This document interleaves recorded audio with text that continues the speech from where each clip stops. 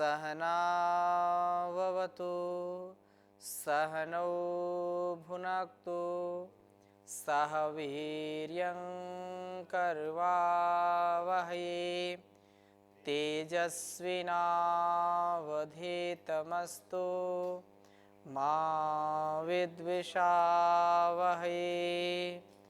ओम शांति शांति शांति। वैदिक जीवन पद्धति की कक्षा में हम ऋग्वेद के प्रथम मंडल के 75वें सूक्त के पहले, दूसरे और तीसरे मंत्र का स्वाध्याय कर रहे थे। तीसरे मंत्र में थोड़ी सी चर्चा बाकी थी, उसको आगे बढ़ा रहे हैं।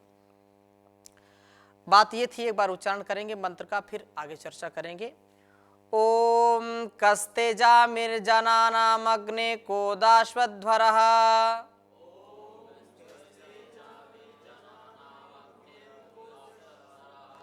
कोहा कस्मिन्नसि श्रितः। परमात्मा का सानिध्य, परमात्मा की सन्निधि अपने समाधि से हम प्राप्त कर सकते हैं, अपने नियम संयम से, माता पिता गुरु आचार्य के दिए हुए संस्कारों से, पूर्व जन्म के संस्कारों से, शास्त्रों की जो चर्चा है, शास्त्रों का जो उपदेश है, उस उपदेश के द्वारा हम ऐसा बन सकते हैं।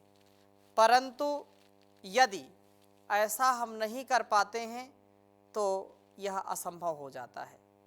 यहाँ इस वेद मंत्र में बात ये आई है कि हम कुछ भी कर लें, हम कितने भी महान बन जाएं, पूरी पृथ्वी के, पूरे त्रिलोकी के यदि हम सम्राट बन जाएं, अधिष्ठाता बन जाएं, तो भी हम उस परमात्मा की बराबरी कभी कर नहीं सकते।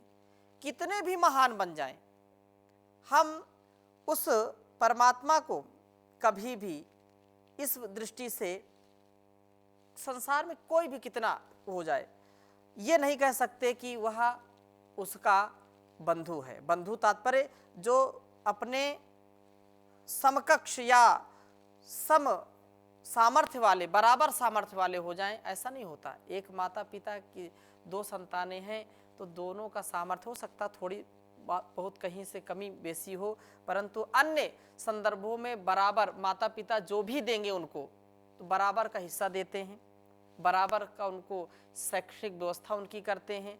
जो जो भी उनके पास उपलब्धि है, जो जो भी उनके पास समृद्धि है, वो दोनों को बराबर ही उठाते हैं। तो दोनों में कोई बराबरी का प्रश्न यदि हम देखें तो बराबर भी होंगे, लेकिन यदि संस्कारों की बात हम सूक्ष्मता की ओर जाएंगे तो उनमें भेद होगा, अंतर होगा।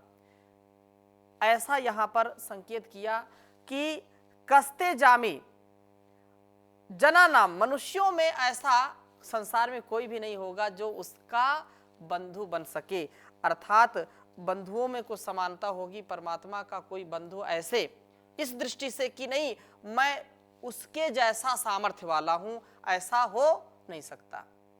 जैसे माता पिता या गुरुकुलों में एक ही साथ पढ़ते हैं, एक ही गुरु के 2 शिष्य होते हैं और दोनों खूब पहलवान होते हैं, खूब दंड बैठक लगाते हैं, दूध पीते हैं, दिनचर्या अच्छी करते हैं, ब्रह्मचर्य का पालन करते हैं, तो दोनों में समान सामर्थ्य आ जाता है, बल का, शारीरिक बल का। जब सूत्र याद करते हैं, आप में से देखिए, अपने मित्रों को देखिए, हो सकता है किसी ने 50 सूत्र याद किए तो किसी ने 60 याद कर लिए, किसी ने हो सकता है 60 ही याद करें, को 100 500 सूत्र याद कर सकते हैं। तो सामर्थ्य लगभग क्या है, एक प्रकार का है, एक जैसा है। परंतु यहां पर यदि हम परमात्मा की समानता की बात करें तो दूर दूर तक उसकी समानता कोई कर नहीं सकता है। यही बात यहां कही है कि कहा कौन आपकी भांति दाश्वध्वरः, वेदवाणी के द्वारा इन यज्ञात्मक कार्यों का उपदेश देने वाला है। आप ही सब यज्ञों का प्रतिपादन करने वाले हैं, आपकी ही कृपा से हम अपने जीवन को जी पाते हैं। ये थोड़ी देर के लिए यदि मान भी लें कि कोई किसी को ऐसी प्रेरणा देता है कि जैसे लगता है उसके लिए ईश्वर, ऐसा बोल देते हैं कि आप तो साक्षात हमारे लिए ईश्वर हैं। वो एक अतिशयोक्ति में बोलते हैं। जैसे कोई चिकित्सक है और चिकित्सक ने किसी की जो है जीवन की रक्षा की, उसका उपचार किया और वह स्वस्थ हो गया, तो क्या बोलते हैं? साक्षात आप हमारे लिए भगवान है, ईश्वर है। कोई भूख से पीड़ित है, प्यासा है, तड़प रहा है और कोई उसको पानी पिला दे तो उसके लिए क्या है? भगवान है वो। लेकिन अन्नदाता हो, जलदाता हो, क्या वो ऐसा हो सकता है जो भगवान जैसा ईश्वर है? ऐसा हो सकता है क्या? एक अंश में हम कह देते हैं, परंतु उसकी बराबरी कोई करने वाला नहीं है। इसलिए कस्मिन सुतः असि, यदि कोई कहे कि हम तो किसी के आश्रय में हैं, किसी न किसी रूप में किसी न किसी का हमने आधार लिया हुआ है और वह भी आधार सहित होगा, कोई ना कोई उसका आश्रय होगा, तो ऐसा नहीं है। परमात्मा का कोई आश्रय नहीं, बल्कि वो स्वयं आश्रय दाता है। उसका कोई आधार नहीं है, बल्कि वह स्वयं जगदाधार है। संपूर्ण जगत को वो धारण किए हुए होता है। जो परमपिता परमेश्वर की जो अजेय और अचिंत्य बात यहाँ पर कही गई है, इसका तात्पर्य ये कदापि नहीं लेना चाहिए कि फिर जब अचिंत्य है, अजेय है, तो हमको नहीं जानना चाहिए, उसका चिंतन नहीं करना चाहिए। ऐसी बिल्कुल बात नहीं है। इसका तात्पर्य केवल इतना सही है कि कुछ लोग जो इस अहंकार में आकर के ये कह देते हैं कि हमने उसको जान लिया, तो केनोपनिषद में बहुत सुंदर बात कही है, आपने पढ़ा भी है।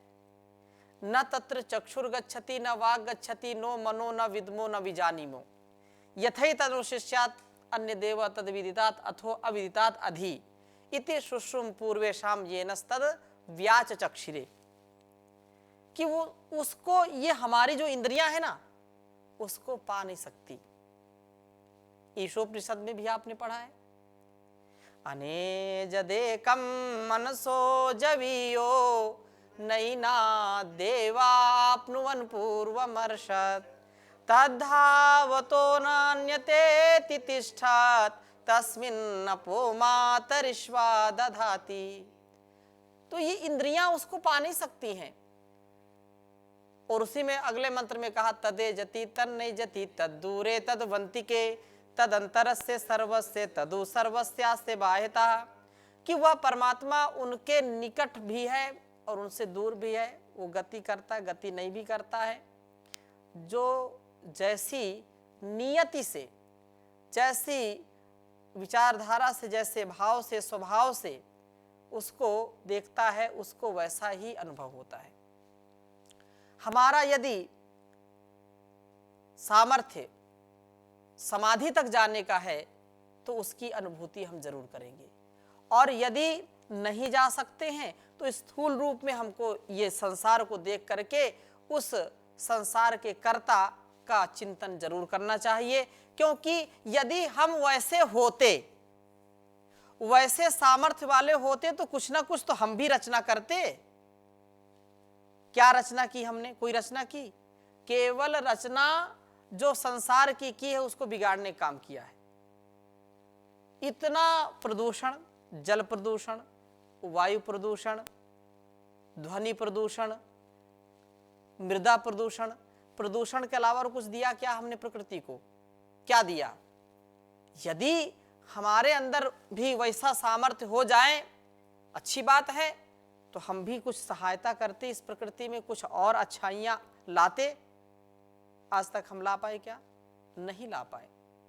इसलिए विचार करना चाहिए कि उस परमात्मा ने जो कुछ भी दिया है, हम कृतज्ञता पूर्वक उसको स्वीकार करें, और वह जो जहां तक उसका साम्राज्य है वहां तक हम कभी विचार भी नहीं कर सकते, हमारा चिंतन भी नहीं जा सकता, हम उसको बोल भी नहीं सकते। इसलिए वहां कहा है, यद वाचा न अभियुतम ये न वाग अभिद्यते तदेव ब्रह्म त्वं विद्धि नेदम यदि उपासते, यद मनसा न मनुते ये नाहुर मनोमतम तदेव ब्रह्म त्वं विद्धि नेदम यदिदम उपासते, यद चक्षुषा न पश्यति येन चक्षुंषि पश्यति तदेव ब्रह्म त्वं विद्धि नेदम यदिदम उपासते। ये आंखें, ये वाणी, ये नासिका, ये कान, ये रसना, जो भी, और ये मन, जो भी अनुभव कर रहे हैं, जो भी इनसे हम कार्य ले रहे हैं, इनसे कभी हम उस परमात्मा को जान नहीं सकते, न उसका कभी बखान कर सकते हैं, न उसको कभी देख सकते हैं। बल्कि आंखें जिसकी शक्ति से देखने का सामर्थ्य प्राप्त करती हैं, नासिका जिसके सामर्थ्य से सूंघने का, गंध लेने का सामर्थ्य प्राप्त करती है, कान जिनसे शब्द सुनने का सामर्थ्य प्राप्त करते हैं, वाणी जिससे बोलने का, रस को चखने का काम करती है, मन जिससे चिंतन करने का सामर्थ्य प्राप्त करता है, उसी को ब्रह्म समझो। नेदम यदिदम उपासते। संसार जो गलतफहमी में अनावश्यक चीजों की उपासना करता है, उसको तुम ब्रह्म कभी मत समझना। तो ब्रह्म का कितना विराट स्वरूप है हम यह समझें, और यही बात यहां पर कही कि वो जो परमात्मा हर प्रकार से कण कण में रम रहा है, और उसी की ये सारी दिशाएं, सारी जो वनस्पतियां हैं, सारे जीव जंतु हैं, उसी का गुणगान कर रहे हैं, तो हमको भी करना चाहिए। क्योंकि उसका जो यह त्रिभुवन या जो संसार है, ये ब्रह्मांड है, ये पिंड है, एक एक रचना को देखिए आप, कितना वैज्ञानिक, कितना विशाल है। इसलिए कहा, कौन कहे तेरी महिमा, कौन कहे तेरी माया, कौन कहे तेरी महिमा, कौन कहे तेरी माया। किसने है परमेश्वर तेरा, किसी ने है परमेश्वर तेरा, अंत कहीं ना पाया। कौन कहे तेरी महिमा, कौन कहे तेरी माया।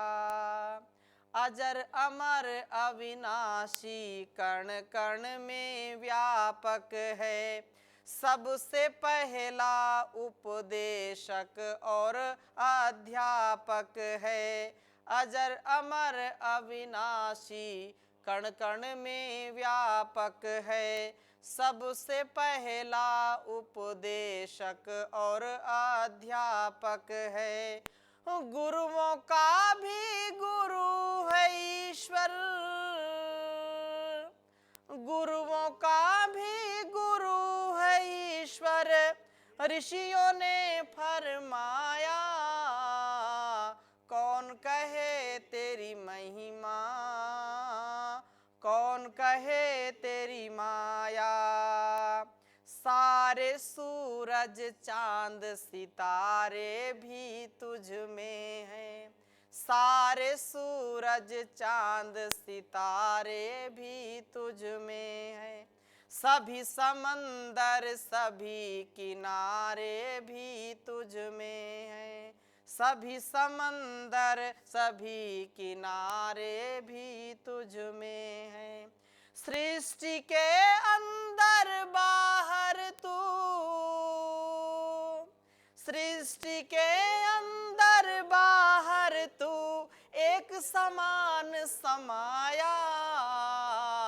कौन कहे तेरी महिमा, कौन कहे तेरी माया। हर प्रलय के बाद जगत निर्माण करे तू, नियत समय पर इसका भी अवसान करे तू। हर प्रलय के बाद जगत निर्माण करे तू, नियत समय पर इसका भी अवसान करे तू। सदा तुझे अगणित कंठों ने, सदा तुझे अगणित कंठों ने झूम झूम कर गाया। कौन कहे तेरी महिमा, कौन कहे तेरी माया।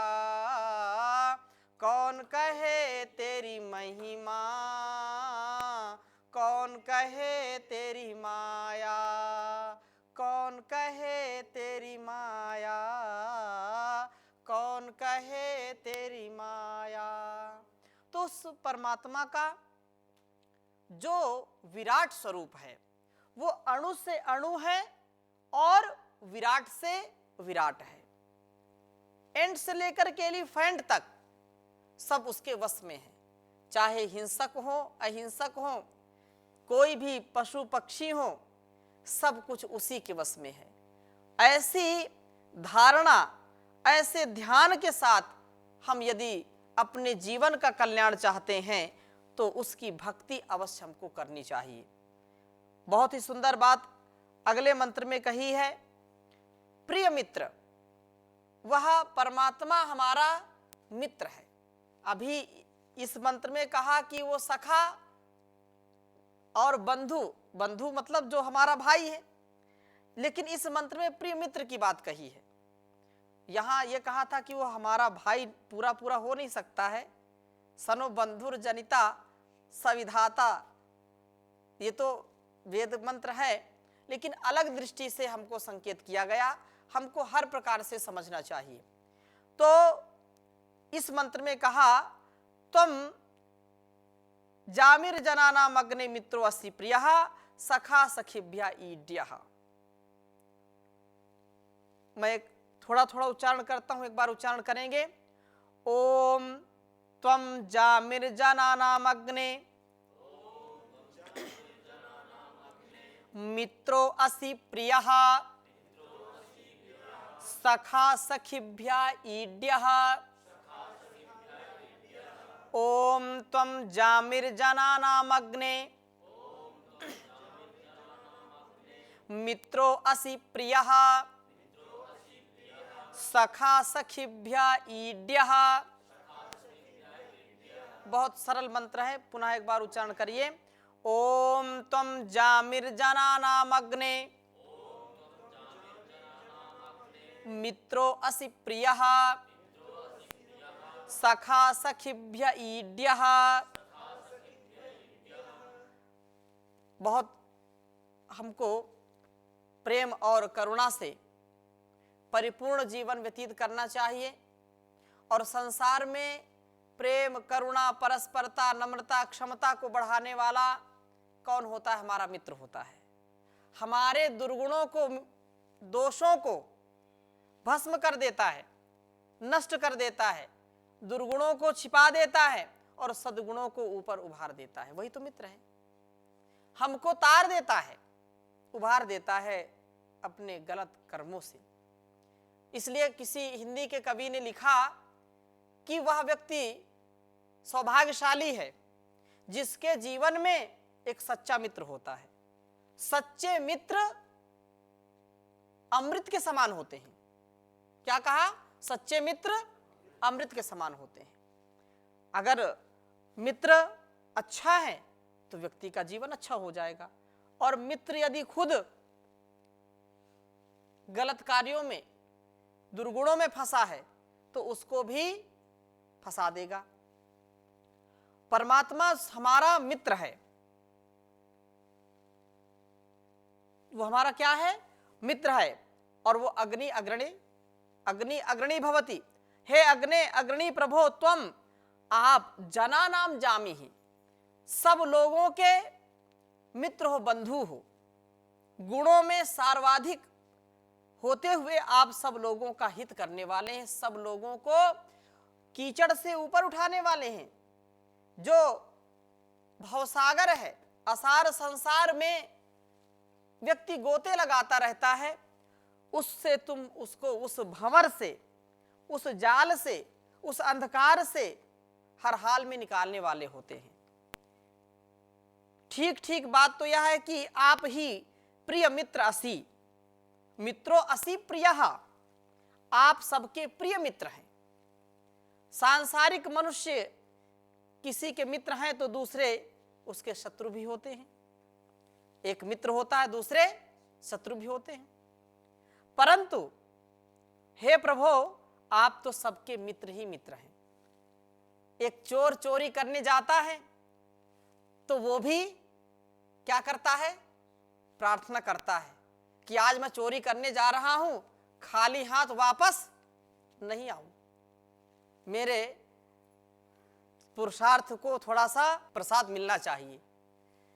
एक शत्रु जो समाज का शत्रु है, मानवता का शत्रु है, वो भी पूजा करता है, अर्चना कुछ करता है कि मेरा वर्चस्व हो। एक भक्त है, ईमानदार है, वो भी उसकी पूजा करता है, उसको मानता है। परमात्मा किसी का शत्रु हो नहीं सकता, कि है? नहीं है। कोई भी संसार में हो, सब उसको मानते हैं, सब उसकी शरण में जाते हैं, तो हम सबका मित्र है। इस संसार में छोटी छोटी बातों में हम शत्रुता मोल ले लेते हैं, शत्रुवत व्यवहार करने लगते हैं, परंतु परमात्मा से किसी की शत्रुता नहीं है। वो किसी का शत्रु हो नहीं सकता, सबका भला करने वाला है। इसलिए हे प्रभु, आप तो सबके मित्र ही मित्र हैं। आप किसी की कभी भी अहित की भावना नहीं रखते हैं। आप तो किसी से भी कभी शत्रुवत व्यवहार नहीं करते हैं। आप किसी के शत्रु हो ही नहीं सकते हैं। परंतु हे प्रभु, संसार जो सखिभ्य, संसार में सखित्व से चलने वाले लोगों के लिए परम सखा हो, जो मैत्री पूर्वक जीवन को व्यतीत करते हैं, उनके लिए आप परम मित्र हैं। जो भी व्यक्ति शत्रुता को छोड़ करके परस्पर प्रेम भाव में जीना चाहते हैं, प्रेम भाव में वर्तते हैं, वे प्रभु को प्रिय होते हैं। ये प्रभु ईड्यः ईड स्तुतौ, स्तुति की योग्य हैं। परस्पर सभी भाव की वृद्धि के लिए प्रभु का स्तवन आवश्यक है। इस स्तवन से हम, इस प्रार्थना से, ईश्वर की उपासना से, उसकी स्तुति से सच्चे अर्थ में एक प्रभु के हम पुत्र हैं, यह भावना हमारे अंदर दृढ़ हो जाती है। प्रभु हमारे प्रिय मित्र हैं, वे ही स्तुति की योग्य हैं। प्रभु स्तवन से ही परस्पर बंधुत्व की भावना दृढ़ हो सकती है। क्योंकि यदि हम संसार में अधिकार पूर्वक कोई कार्य करते हैं, अहंकार पूर्वक कोई कार्य करते हैं, तो वो दुख का कारण बन जाता है। हम यदि दुख से बचना चाहते हैं तो जैसे मित्रता में 2 मित्र हों, 10 मित्र हों, और कोई भी वस्तु हो, वहां पर खाने की वस्तु हो, कोई भी प्रयोग करने की वस्तु हो, तो कोई किसी को कहता नहीं है और प्रेम पूर्वक वो सारा कार्य चलता रहता है। लेकिन यदि शत्रुता थोड़ी सी भी हो जाए तो आप किसी का पेन भी नहीं ले सकते कि थोड़ी देर के लिए अपनी कलम दे दो, आप ले नहीं सकते। और मित्र है, मित्रता यदि हमने स्वीकार की है तो पूरा जीवन भी ले ले तो कोई गम नहीं है, कोई गम नहीं। और मित्रता ना हो तो कितना अनर्थ हो जाता है, ये सब जानते हैं। छोटी छोटी बातें बड़ी बड़ी बातें हो जाती हैं, यहां तक कि लोग अपने जीवन लीला को भी समाप्त कर देते हैं। इसलिए प्रभु हमारा सच्चा मित्र है, सखा है। और इस प्रकार से यदि हम मैत्री पूर्वक जीवन को जीना चाहते हैं तो अपने परिवार को सच्चा मित्र बनाएं। अपना परिवार मतलब जहां जिस हम संस्थान में रह रहे हैं, जिस घर में रह रहे हैं, जिस समाज में रह रहे हैं, वहां पर मैत्री परम आवश्यक है, वहां पर परस्परता परम आवश्यक है। यदि आपको लगता है कि मैं इसमें ढल नहीं पा रहा हूं तो ढलने का प्रयास करना चाहिए। क्योंकि कभी भी घर को या बाहर को हम देखते हैं, जहां टकरार है वहां पर कभी प्यार नहीं होता, कभी मैत्री नहीं होती है। और जहां मैत्री नहीं होती है वहां हमेशा कुछ ना कुछ समस्याएं खड़ी रहती हैं। मैत्री केवल मित्रता की नहीं है। माता पिता जब बच्चे को पाल पोस करके बड़ा कर देते हैं और वो बड़ा हो जाता है तो माता पिता के लिए वो मित्र का ही काम करता है, वो मित्रवत व्यवहार उससे होना चाहिए। इसी प्रकार से पति पत्नी में एक जो पवित्र संबंध है उसमें भी मैत्री भाव होना चाहिए। मैत्री भाव होने से एक दूसरे की जो गलतियां हैं, जो त्रुटियां हैं, उनको हम स्वीकार कर लेते हैं। नहीं तो छोटी छोटी गलतियों में हम इतना जो है क्रोधित हो जाते हैं कि अपने आपा को खो बैठते हैं। गुरु शिष्य हो, पति पत्नी हो, भाई बहन हो, माता पिता हो, कोई भी किसी स्तर से इसको विचार कर ले, मैत्री पूर्वक जीवन जीने वाला व्यक्ति सुखी रहेगा। इसलिए यहां पर प्रभु को सखा सखिभ्या ईड्या कहा है कि आप निश्चित रूप से सबके सखा हैं, सबके मित्र हैं और ईड्या स्तुति करने के योग्य हैं। आपकी स्तुति हम सब मिलकर के करें। तो ऐसी भावना के साथ हम आज की कक्षा को यहीं पर विराम देते हैं। शेष चर्चा अगली कक्षा में करेंगे। ओम शांति शांति शांति।